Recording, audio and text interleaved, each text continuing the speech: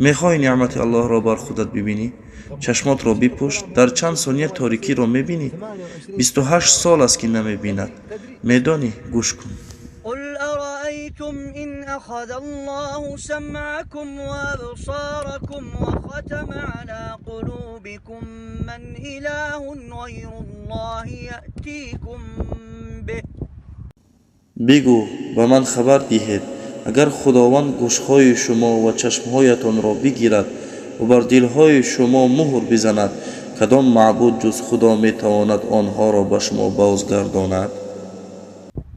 در یک روز چند مرتبه قرآن را میبینی و یا دلت از الله دور است؟ گوش کن. أفلا يتدبرون القرآن أم على قلوب أقفالها. آیا در قرآن تدبر نمیکنند یا بر دلهایشان قفل هاست؟ قرآن را با شعور بخوان. سوگند به الله دلت پیش از چشمت حس میکند. از الله عزوجل دعا میکنم که چشمانمان را نورانی گرداند و دلهامان را زنده گرداند. نابینا بودن نابینایی چشم نیست، بلکه نابینایی دل است.